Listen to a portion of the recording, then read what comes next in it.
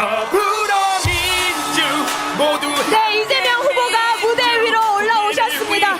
관악구민 여러분, 동작구민 여러분, 금천구민 여러분께 인사드리겠습니다. 여러분 외쳐보겠습니다. 진짜 지금은 이재명 뜨겁게 환영해 주십시오. 더불어민주 한 번 더 가보겠습니다. 진짜 지금은 이재명 나라 더불어민주당 이재명 대통령 이재명 대통령. 나의 비전 함께 노래해 이재명. 네, 우리 지역위원장님들, 의원님들 무대 아래로 모시겠습니다. 행복한 대한민국 2% 물가 관리로 네, 여러분, 그리고 오늘 이 자리에는 이태원 참사 유가족 분들께서 함께 해주고 계십니다.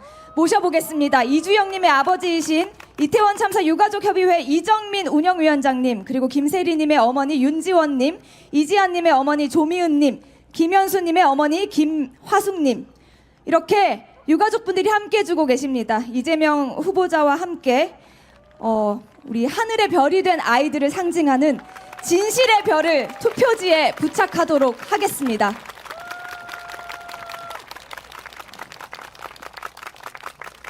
우리 아이들이 원하는 국민이 안전한 진짜 대한민국을 만들겠다는 염원을 담아 진실의 별을 투표지에 부착하도록 하겠습니다. 네, 여러분.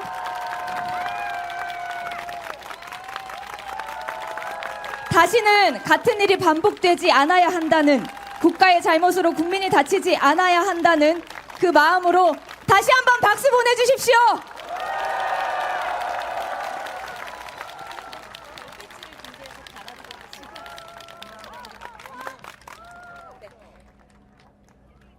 네, 유가족분들 다시 무대 함께 인사드리겠습니다. 네, 국민이 안전한, 아이들이 안전한 진짜 대한민국 만들겠습니다. 다시 한번 박수 보내주십시오. 네, 유가족분들 함께 해주셔서 감사드립니다. 무대 아래로 모시겠습니다.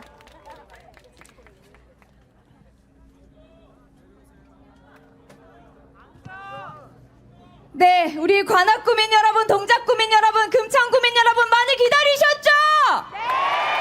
네, 다시 한번 소개해드리겠습니다. 우리 모두가 웃는 진짜 대한민국을 만들 대통령 후보 이재명 후보의 연설이 있겠습니다.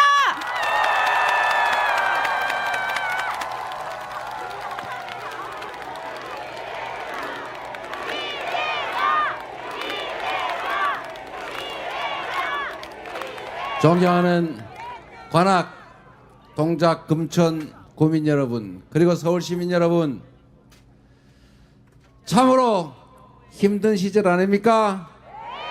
그래도 우리 잘 견뎌내야죠. 견디는 걸 넘어서서 6월 3일부터는 희망 있는 안전하고 평화로운 세상 우리 손으로 꼭 만들면 좋겠습니다. 자신 있죠? 할 수 있죠? 우리가 세상의 주인 아닙니까? 오늘 우리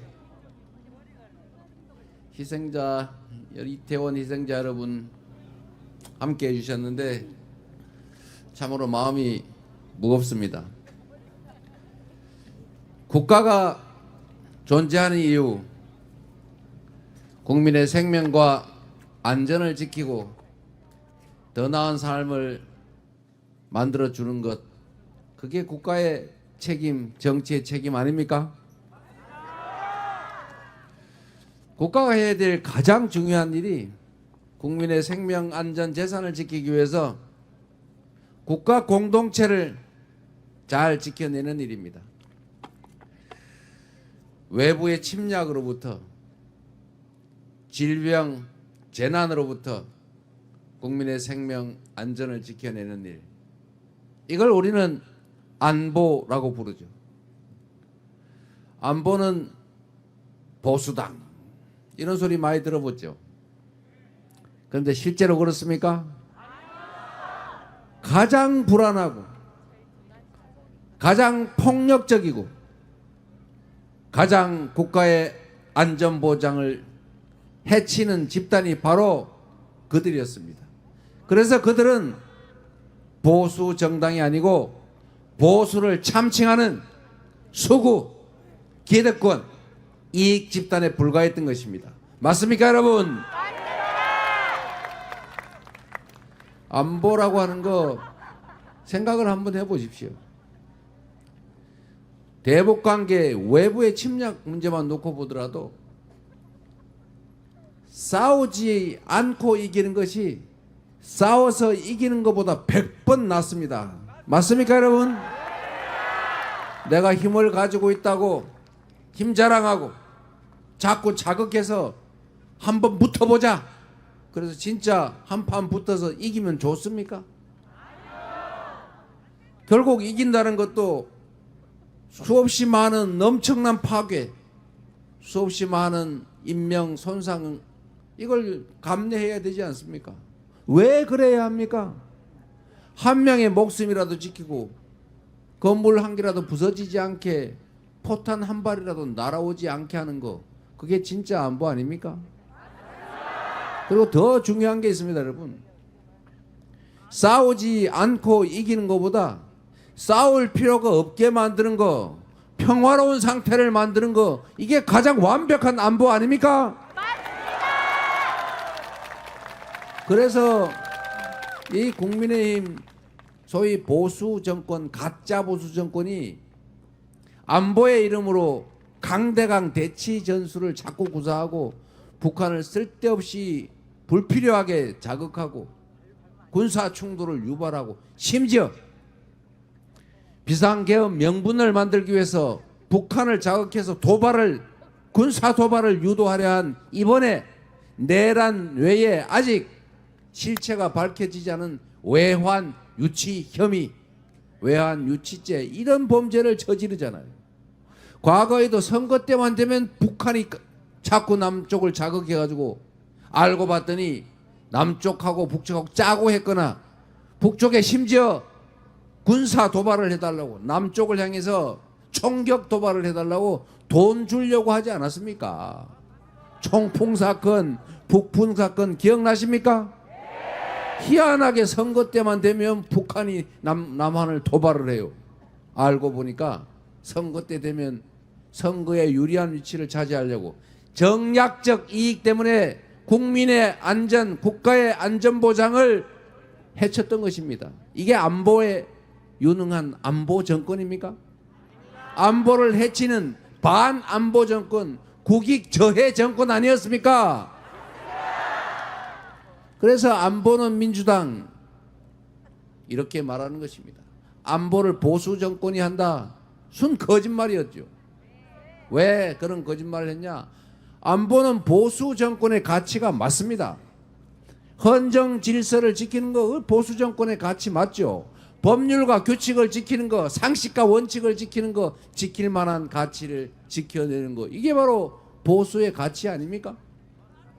그런데 지금 헌법을 지키자, 법률을 지키자, 콩 심은 데는 콩 나는 상식적인 사회 만들자, 주가 조작하는 범죄 저지르면 처벌하자, 부당한 이익을 얻지 못하게 하자, 규칙을 지켰다고 손해보지 않게 하자, 이렇게 말하는 민주당이 진정한 보수의 가치를 지키는 집단 아닙니까? 그래서 그들은 가짜 보수인 거예요.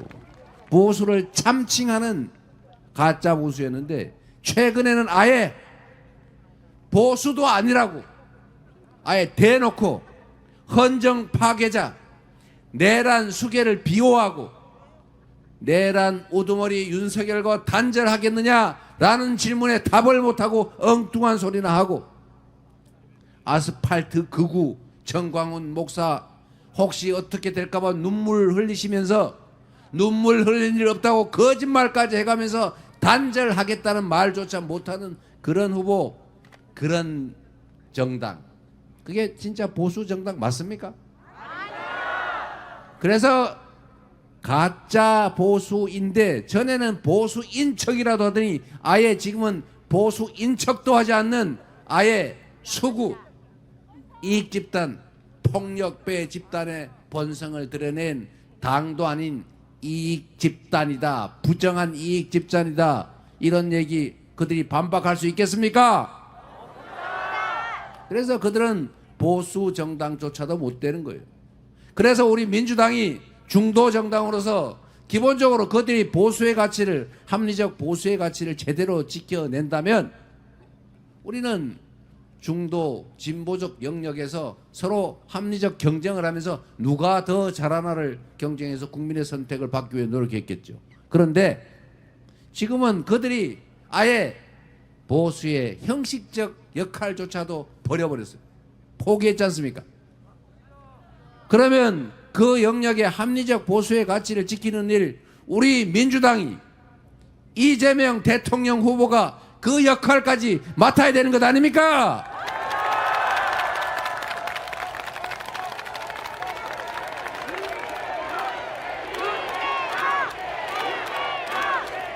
보수의 핵심 가치 안보, 이 안보를 내팽개친 그들은 보수 정권, 보수 후보, 보수 정당이 아닙니다.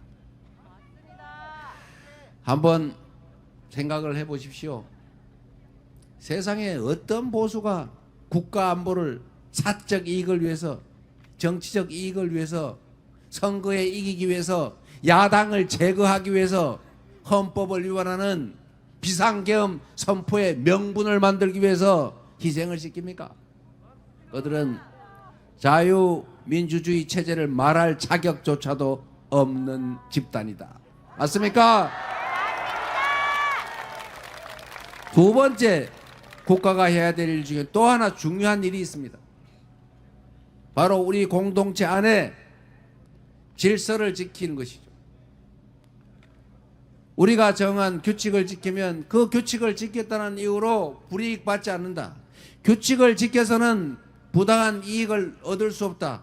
만약에 규칙을 어겨서 누군가에게 피해를 끼치고 부당한 이익을 얻었다면 그 이익은 전부 환수되어 마땅하고 그에 상응하는 엄정한 책임을 형사 책임이든 민사 책임이든 진다. 이게 상식적인 사회 아닙니까? 이런 사회를 만드는 게 정부가, 국가가 해야 될 일이죠. 그리고 이거는 기본적으로 역시 보수의 가치죠. 당연한 걸 당연하게 하는 것이 보수죠. 그러나 그들은 규칙을 스스로 지키지 않습니다. 타인의 정당한 몫을 인정하지 않습니다. 야당의 존재를 인정하지 않습니다. 아예 야당을 다 절멸시켜버리고 이재명, 정청래, 우리 우원식 이런 사람 잡아다가 군사법원에서 사형 무기징역을 선고해서 죽이거나 영원히 가두거나, 아이고 그것도 귀찮은데 연평도 가는 배에 태워가지고 가다가 폭사시켜서 다 죽여버리자, 이런 계획을 세우고 있던 이 계엄 세력, 반란 세력의 이 계엄을 하려는 이런 행위들, 이게 보수가 할 일입니까? 이건 범죄자, 범죄 집단이 하는 일 아닙니까? 맞습니다. 어떻게 범죄가 보수의 가치가 될 수가 있습니까, 여러분? 이러고도 여전히 이 내란 범죄 행위 때문에 이루어지는 이번 대통령 선거에 후보를 내는 것도 우스운 일이지만, 해서는 안 될 일이지만, 후보를 냈으면 이 보궐선거를 만들게 한 점에 대해서 국민께 사죄드립니다, 큰절하고 사죄해야 되는 거 아닙니까? 맞습니다. 그리고 내란 수괴에 대해서 책임을 묻자라고 해야 되는 것 아닙니까? 최소한 그가 우리에게 소속됐지만 우리는 그를 내쫓았습니다. 그와는 단절되겠습니다. 우리는 헌법을 지키겠습니다. 앞으로는 규칙을 지키는 선량한 시민의 자리를 되찾아서 대통령도 법에 따라서 제대로 하겠습니다. 이렇게 말해야 되는 것 아닙니까? 맞습니다. 그런데 그들의 행태를 보십시오. 김문수 후보는 제가 판단 평가하기로는 아스팔트 극우 정광훈과의 관계 단절도 못하는 극우이고 내란 수계와 단절도 말할 수 없는 내란 비호 세력이다. 그리고 이제는 사회를 남녀로 노소로 장애인과 비장애인으로 가진 자와 못 가진 자로 나눠서 싸움시키는 게 전업인 이 분열 혐오 세력과 또 연합을 하려고 하고 있어요. 지금 무슨 전직 대통령 총리들하고 연합을 한다고 그러던데 여러분 부패하다가 깜빵 간 대통령, 나쁜 짓 하다가 쫓겨난 대통령, 군사 쿠데타 이렇게 가지고 파면된 대통령하고 연합하면 참 국민들이 좋아하겠습니다. 그거를 대체 연합이라고 하는 거예요. 국민을 뭘로 보는 거예요? 국민을 주체적인 판단 능력을 가진 정상적인 사람으로 본다면 결코 그런 짓은 할 수가 없겠죠. 내란에 대해서 조금이라도 죄책감을 가지면 이 내란의 원조 5.18 광주 민주화 운동을 유혈 진압한 수백 명을 학살한 정호영 특전사령관을 세상에 이 내전을 이기고 새롭게 정상적인 나라를 만들자고 하는 이 대통령 선거에 그 정호영을 영립할 수 있겠습니까? 윤상현 내란 수괴의 핵심 중에 측근, 그를 선대위 공동선대위원장으로 선정한다는 발상조차 할 수 있겠습니까? 그런데 그렇게 하지 않습니까? 이거는 법률이고 규칙이고 상식이고 다 버리고 그냥 우리한테 힘되는 그건 폭력적인 힘이든 불법의 힘이든 다 모아가지고 우리 국가 대한민국의 질서를 어지럽히면서 나라의 주인인 국민들을 짓밟고 그 위에 올라서겠다는 그 시도, 그것 외에 뭐라고 해석할 수 있겠습니까, 여러분? 이들은 공정한 공동체의 질서를 지키려는 생각이 없어요. 공정한 규칙 하에 우리 구성원들이 그 규칙을 믿고 행동할 수 있게 만드는 보수의 가치를 버린 집단이죠.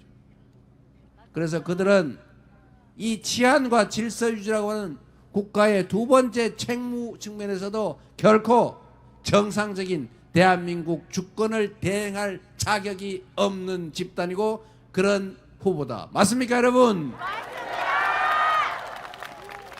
여러분 생각을 해보세요. 이상하지 않습니까? 이 보수 정권이 들어서면 꼭 대형 참사가 벌어져요. 이게 우연인 것 같습니까? 우연이 아닙니다. 이유가 있습니다, 여러분. 대형 참사가 벌어지는 걸 자세히 들여다보면 아주 미세한 관리상의 잘못에서 오는 거예요. 또는 큰 관리상의 잘못에서 오는 겁니다. 하늘에서 떨어진 번개 때문에 우리가 누군가 죽고 다치면 국가를 원망합니까? 그런데 이태원 참사 한번 보세요. 매년 있던 일이에요. 이번에도 10만 명, 20만 명 올 걸로 예측이 됐어요. 그리고 그 호텔 옆에 그 좁은 골목에 가장 많은 사람이 몰린다는 거 알아요. 그전에는 다 일방통행으로 경찰이 통제했어요. 그리고 일방통행하든지 교통관제하면서 경찰 그 몇 명만 있어도 다 안전하게 지나다닐 수 있지 않습니까? 그 골목에 일방통행 지정만 했더라면 그 왜 막 서로 꽉 밀려가지고 압살을 하겠어요. 서서 압살을 하는, 죄송합니다 유가족 여러분, 그런 일이 왜 벌어졌겠습니까? 관심을 끄는 거 아닙니까? 또는 다른 이유로 관리를 포기한 거 아닙니까? 질서 유지라고 하는 경찰이 해야 될, 국가가 지방자치단체가 해야 될 기본적인 책임을 안 하거나 못해서 벌어진 일이에요. 공무원들은 경찰이든 말단 직원이든 인사권을 가진 책임자의 얼굴만 쳐다봅니다.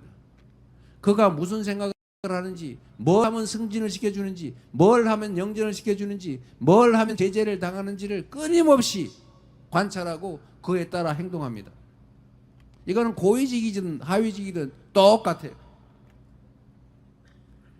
그래서 최고 책임자, 자치단체장이든 대통령이든 각 부처의 장관이든 그가 어디에 행정 목적을 두고 있는지, 국정의 목적을 두고 있는지를 공무원들이 파악을 하기 때문에 그 최고 책임자가 국민의 생명과 안전이 중요하다, 앞으로 안전사고 나지 않게 철저히 관리해라 라고 표정만 지어도, 말 한마디만 해도 사고 나지 않게 안전관리를 위해서 최선을 다합니다. 그러면은 당연히 매년 하던 인파가 몰리는 게 예상되는 거기에 혹시 사람들이 꼭 압사 생각을 안 하더라도 혹시 부딪혀서 불편할까봐, 발이라도 거릴까봐 당연히 교통 통제하고 질서 유지하는 거 아닙니까? 그랬더라면 이 사고가 났겠어요? 그냥 내버려 뒀죠. 이유는 알 수 없어요. 오송 지하차도 참사도 그 사고가 왜 났습니까, 여러분? 제방 공사를 하는데 장마가 오면 물이 부를 거 아닙니까? 그러면 제방을 넘치거나 제방이 훼손될 수가 있죠. 기존 제방을, 단단한 제방을 헐고 차가 왔다 갔다 했으니까 제방을 임시라도 복구를 해놔야 되잖아요. 그럼 물이 차면 흙으로 해놓으면 쓸려 나가는 거 상식 아닙니까? 그런데 당연히 그러면 모래 주머니로 쌌든지 돌을 쌌든지 뭔 차를 대놓고 막든지 통상적인 수방 시설을 갖춰야죠. 그런데 어떻게 해놨냐? 업자가 귀찮으니까 그냥 그 흙으로 쌓아놓은 거예요. 강물이 부르니까 강물이 넘치면서 흙을 살짝 씻겨 나가다가 터져버린 거예요. 그러니까 그 강물이 전부 다 도로로 들어온 거죠. 들어오니까 낮은 데로 몰릴 거 아닙니까?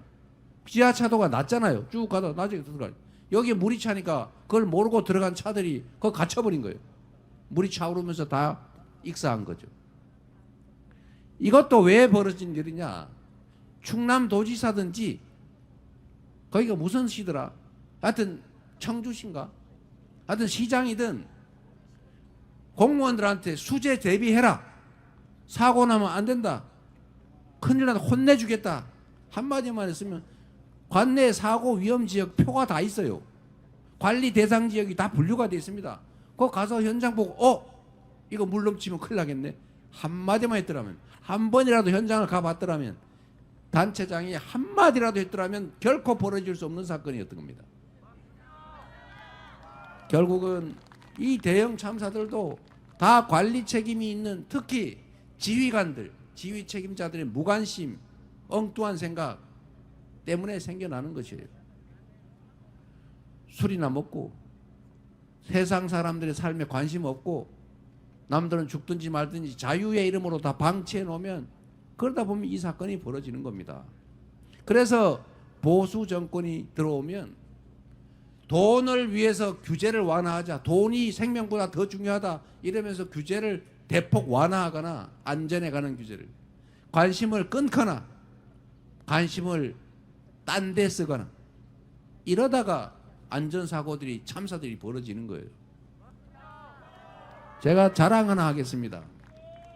제가 성남시장을 할 때 자꾸 화재 사고들이 나잖아요. 그래서 건물들, 특히 상가들 불이 나면 위층에 있는데 탈출할 수가 없지 않습니까?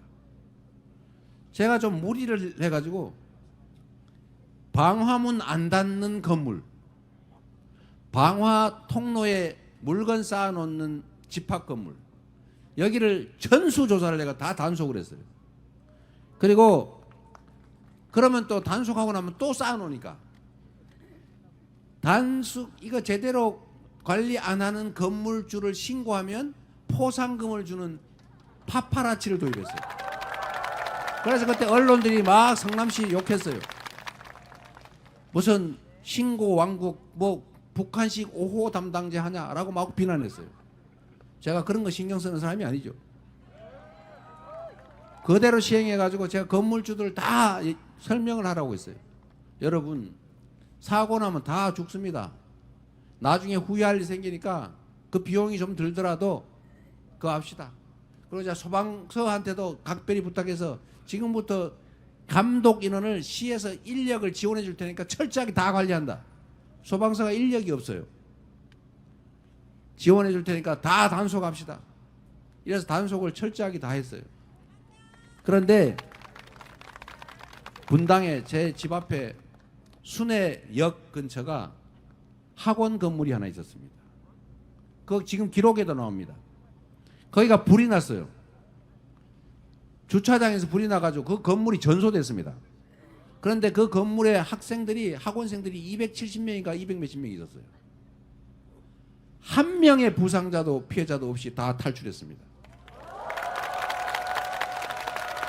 이유는 아주 단순해요.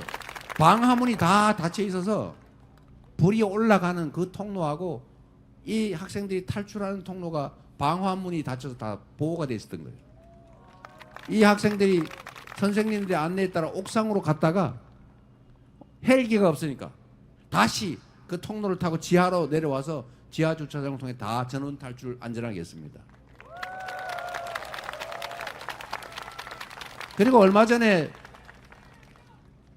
분당에 BYC 건물인가 화재에 났었죠.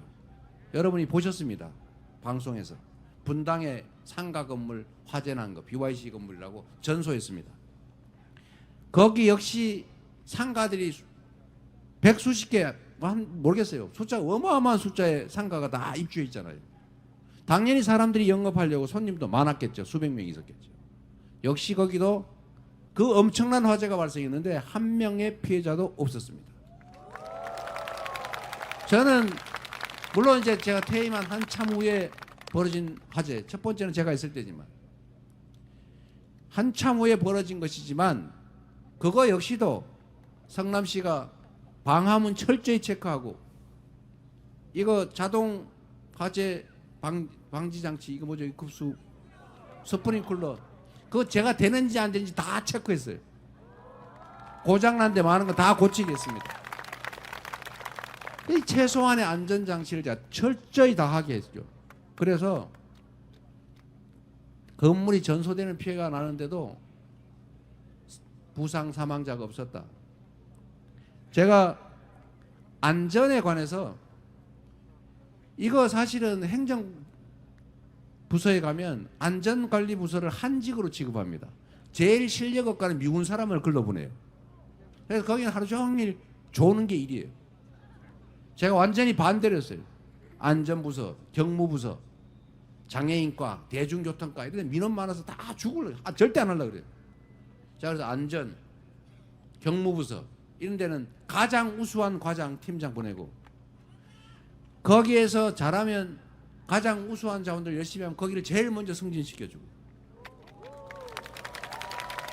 그리고 안전직렬 전문 직원을 별도로 몇 명 뽑고 그래서 거기에 배치하고 언제나 회의할 때 안전부사 제일 격려해주고 당신들은 사고가 날 가능성이 적지만 사고 한 번 나면 큰 문제가 된다. 마치 전쟁이 남북 간에 일어날 가능성이 적지 않습니까? 그러나 전쟁이 나면 큰일 나잖아요. 그러니까 전쟁 날 가능성은 없지만 북한의 1년 GDP 국민 총생산액의 2배나 되는 70, 80조 원 되는 국방비 지출하면서 매년 수십만의 그 젊은이들을 징집해가지고 휴전선을 지키고 있잖아요. 엄청난 돈을 들여서 무기체계, 방어체계, 공격체계 유지하지 않습니까? 그런데 이 안보 문제는 가능성이 낮으니까 방치하는 경향이 있어요. 그냥 형식적으로 해요. 옛날에 오늘 제가 마지막 유세라서 옛날에 이런 일이 있었다고 합니다. 중국에 어떤 나라가 무기 중에서 화살이 중요하잖아요. 화살 중에 제일 좋은 게 뽕나무 화살이에요. 뽕나무 가지로 만든 화살이 제일 좋습니다. 처음에는 뽕나무 화살 만드는 국가의 예산을 들여서 인력을 동원해서 뽕나무 화살을 만들어서 보관을 해놨어요. 평화가 계속돼요. 그러니까 관리들이 슬슬 부패해지기 시작했어요. 그냥 형식적으로 관리하죠.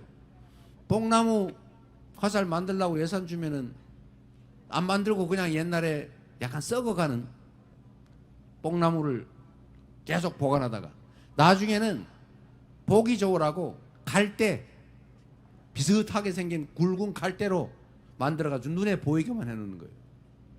그러다 계속 평화가 계속되니까 나중에는 이 갈대 만드는 돈도 아까운 거예요. 그래서 나중에는 그냥 장부에만 써놓고 없어요. 막상 정말 백수십 년에 수십 년 만에 전쟁이 벌어졌어요. 급하게 화살을 찾으러 갔더니 텅 비어 있어요.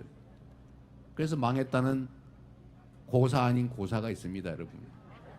안보, 안전은 사실은 이렇게 될 가능성이 많기 때문에 책임자가 끊임없이 가서 눈으로 보고 지켜야 돼요. 가끔 가서 한번 보기만 하죠. 절대로 그런 일은 벌어지지 않죠. 그래서 여러분, 최고 책임자의 관심 하나, 애정 하나가 수없이 많은 국민들의 생명을 구하기도 하고 망하기도, 나라를 망하기도 하는 것입니다. 그래서 이 안전에 관한 문제도 결국은 국민을 존중하는 국민의 일꾼이냐, 아니면 국민을 대상으로 여기는, 국민이 맡긴 권력을 자기가 마치 실력이 있어서 땄으니까 그건 내 거다 이렇게 생각하는 사람냐에 따라서 세상은 흥하기도 하고 망하기도 하고, 사람이 살 수도 있고 사람이 집단으로 사망할 수도 있는 거죠. 그래서 선거가 중요하다. 유능함 이전에 중요한 공직자의 자세는 충직함이죠. 충직하고 유능하고 준비된 그런 대리인을 뽑으면 자다가도 떡이 나오는 더 나은 세상이 열린다. 맞습니까, 여러분?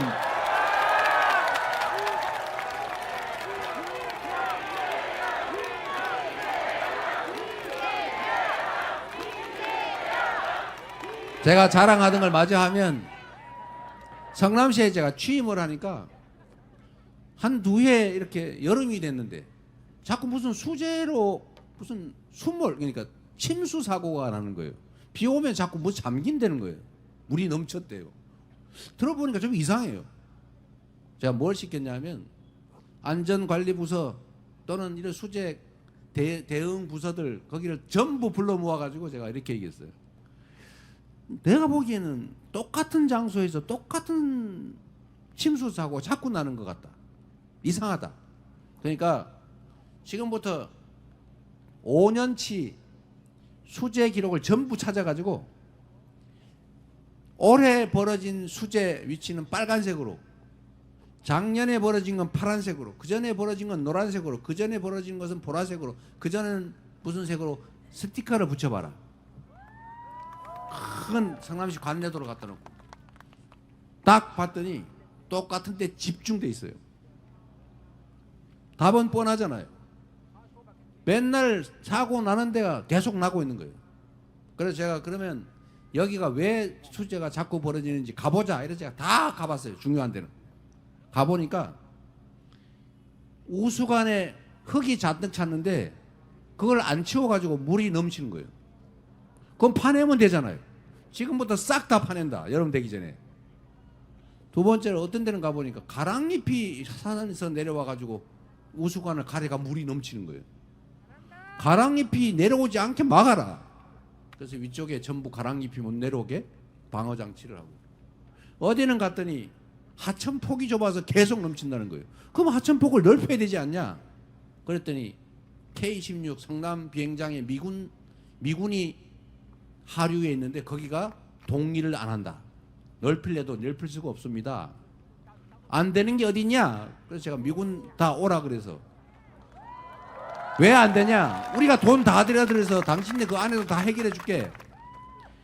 그 앞에 매년 여름만 되면 K-16 비행장 정문 앞에 물이 차가지고 넘쳐가지고 완전히 호수가 돼요. 당신들도 매년 겪는 이건데 우리가 돈 들여서 빨리 해치울 테니까 빨리 동의서에 사인을 해라. 우리가 돈 다 들여 공사할게.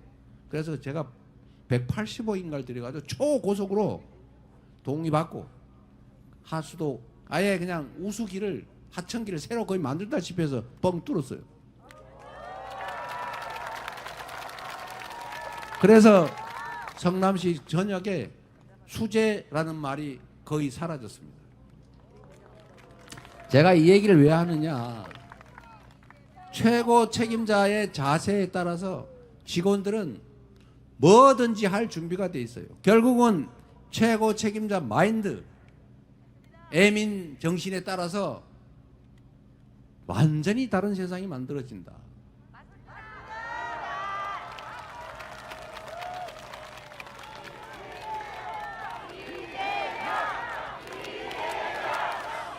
이태원 유가족 여러분, 여러분은 사실 우연히 발생한 사건의 피해자들이 아닙니다. 이 무능하고 민생에 무관심한 가짜 보수 정권의 피해자입니다. 엄격하게 사건의 경위를 조사하고 진상을 규명해서 반드시 상응하는 책임을 묻고 다시는 이런 억울한 참사가 벌어지지 않는 그런 세상 꼭 만들어서 여러분의 한을 풀어드리겠습니다.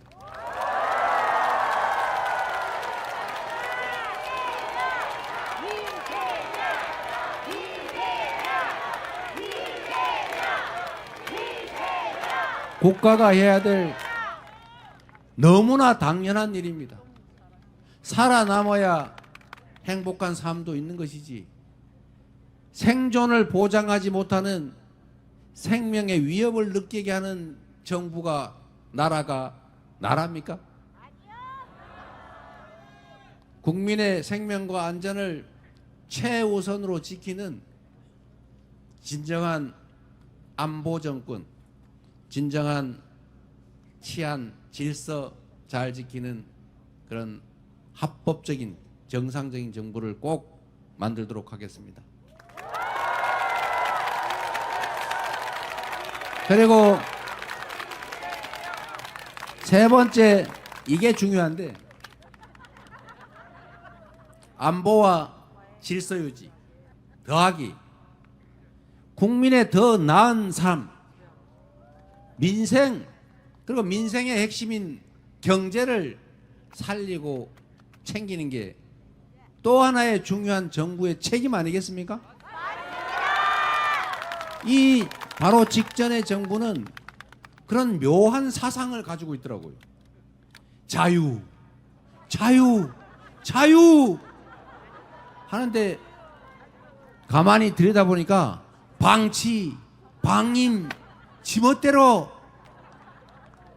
각자 도생 이렇게 말하고 있더라고요. 경제는 저절로 사는 게 아닙니다.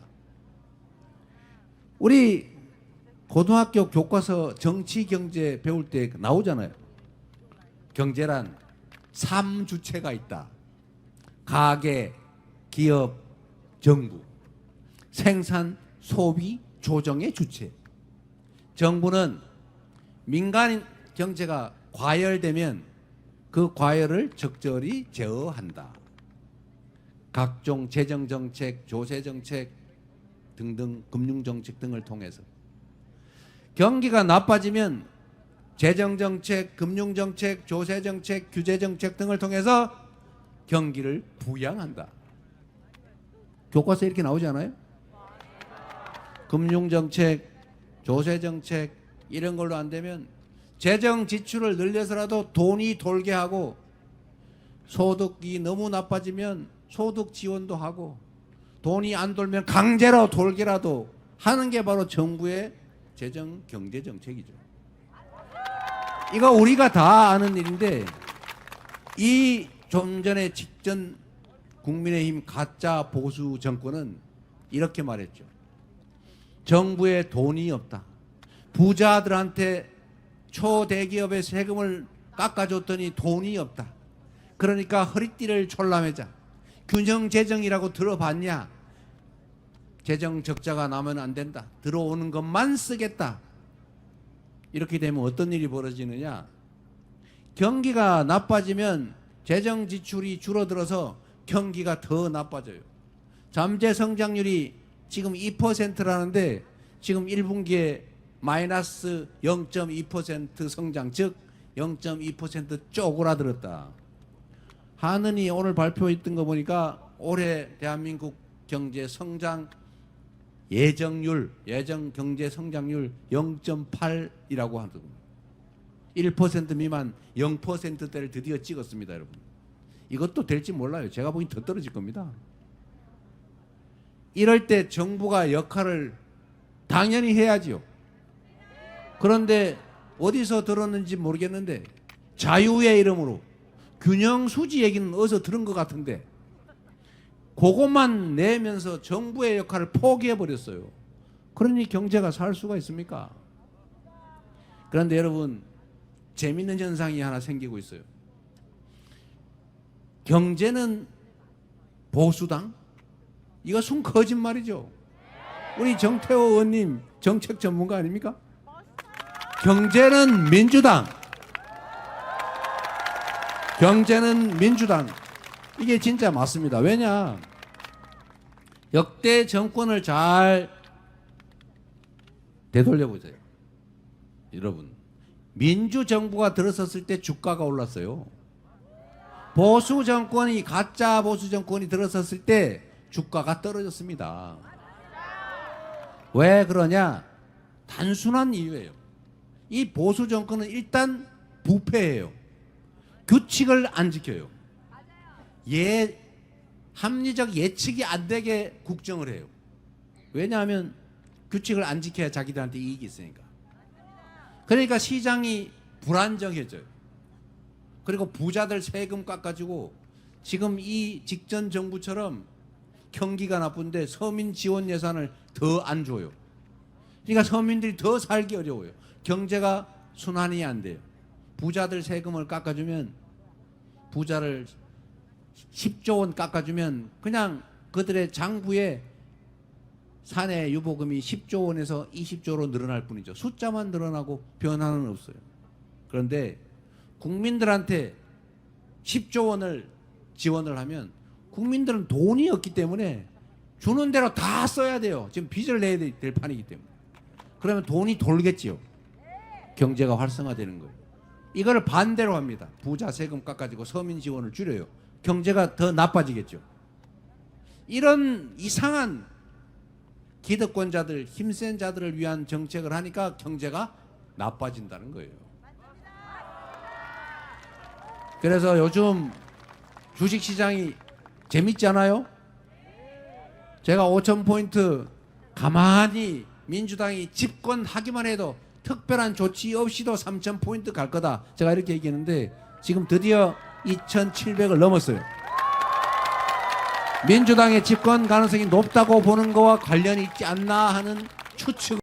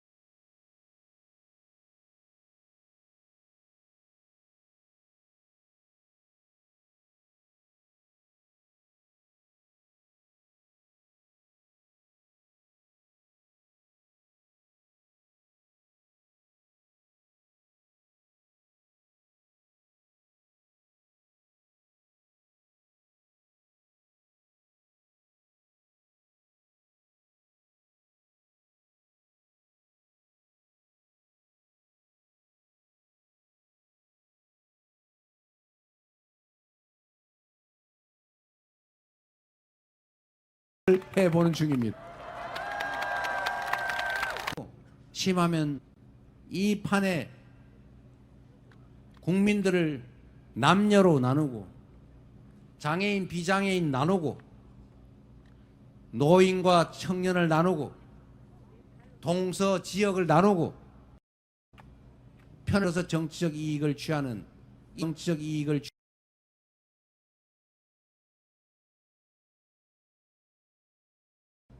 편을 갈라 싸우게 하면서 한쪽 편을 들어서 정치적 이익을 취하는 이 분열, 이 갈라치기 이런 정치를 그들이 하고 있어요.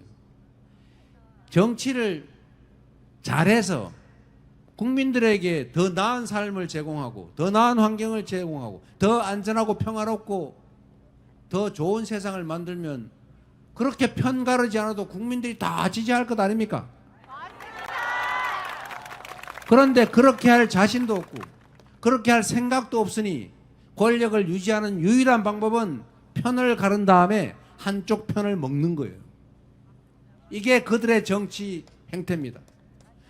그래서 그들은 대통령이 되라고 하니까 이 대통령의 의미를 오해를 해가지고, 아니 곡해를 해가지고 대통치자, 왕, 지배자 이렇게 생각하는 거예요.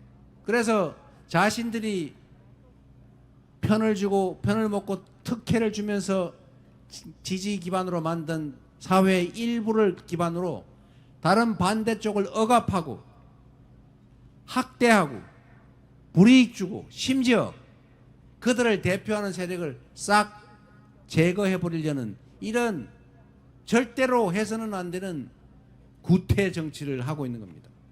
이 분열의 정치, 갈등과 증오의 정치, 상대를 인정하지 않고 상대의 몫을 부정하고 내가 100% 다 가져버릴래, 나는 이 분열 정치의 극단적 형태가 계엄, 쿠데타였던 것입니다, 여러분.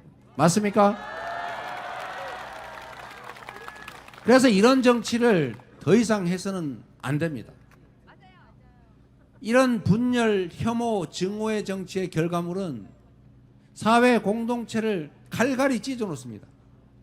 그래서 아무런 사적인 이해관계가 없는데도 편을 갈라서 증오해요. 제가 누군가에게 아무런 가해를 한 바가 없는데도 저를 죽이려고 합니다. 그래서 이렇게 방탄유리를 넣고 연설을 하는 일이 벌어지는 거죠. 이런 사회를 우리가 극복해야 하지 않겠습니까? 국민들의 더 유익한, 더 좋은 결과를 만들어내기 위해서 선의의 경쟁을 하고, 그리고 그 경쟁의 결과를 평가받고, 잘하면 칭찬받고 못하면 제재받고, 잘하면 국회의원 박민기 의원 한 번 더 시켜주고 못하면은 쫓아내고, 이렇게 해야 진짜 대의민주주의, 민주주의가 자리 잡지 않겠습니까?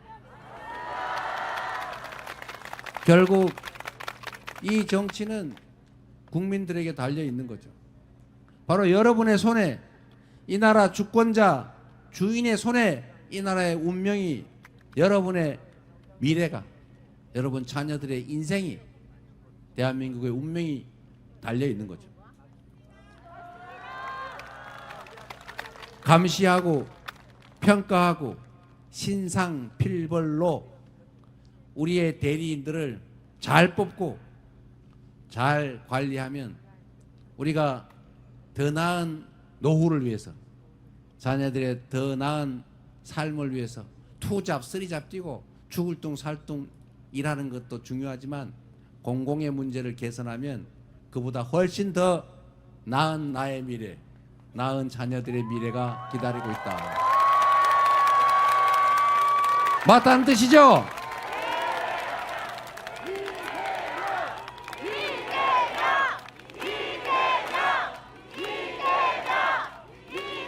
그래서 여러분, 그 기회가 이번 6월 3일입니다. 여러분 손에 여러분 인생이 달려 있는 거죠. 여러분을 믿어도 되겠습니까? 자신 있습니까? 해낼 수 있죠? 그러니까 우리 확실하게 한번 해보입시다. 얼마든지.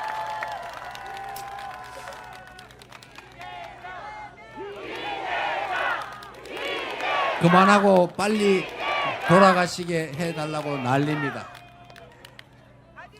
네, 여러분, 이 얘기는 꼭 해야 되겠어요.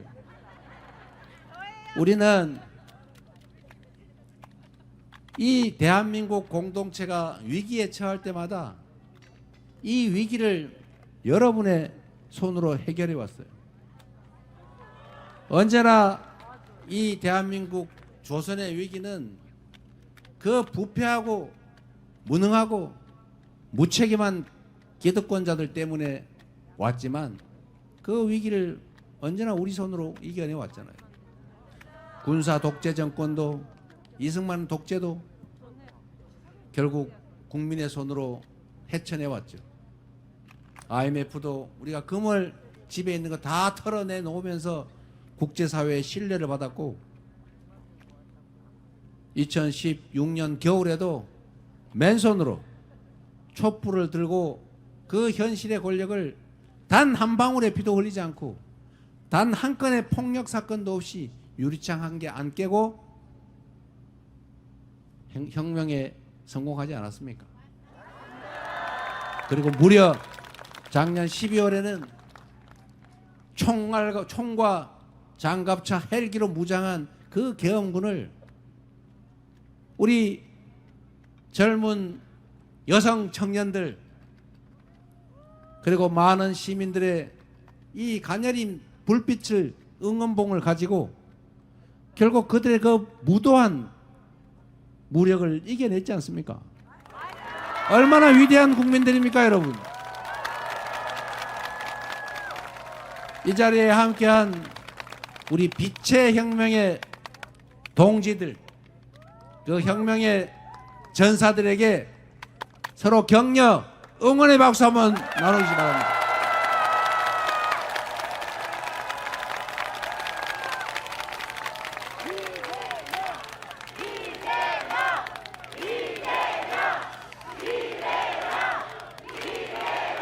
우리가 지금은 잠시 어려운 과정을 마치 암울한 터널을 지나듯이 견뎌내고 있지만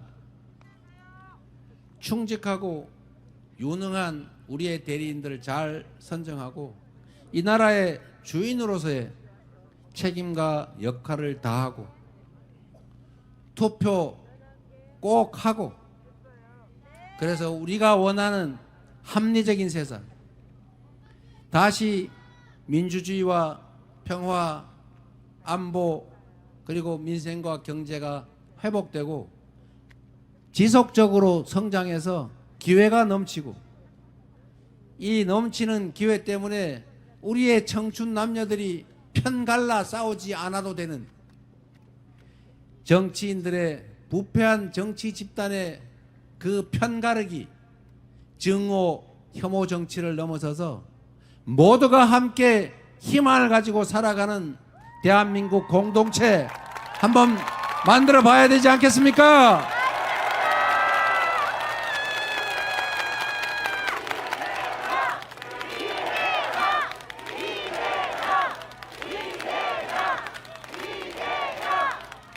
우리 금천의 최기상 의원님, 김병기 동작 의원, 갑 의원님, 그리고 똑 떨어져 버린 동작을의 유사명 지역위원장님, 잠깐 일어나시죠. 그리고 놀러 오신 우리 서미화 의원님, 우리 장애인 비례대표 의원이신데 서미화 의원님을 보면서 저를 보지 말고 주인을 보세요. 큰 박수로 격려 부탁드립니다.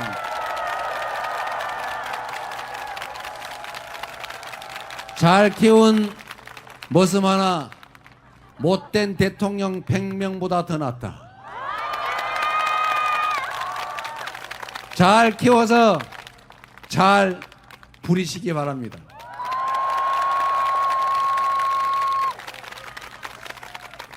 희망을 가집시다. 그리고 포기하지 맙시다. 참여해서 반드시 이겨내고 희망 있는 나라, 세계에 자랑할 만한 대한민국, 진짜 대한민국, 진정한 민주공화국 꼭 함께 만듭시다. 감사합니다.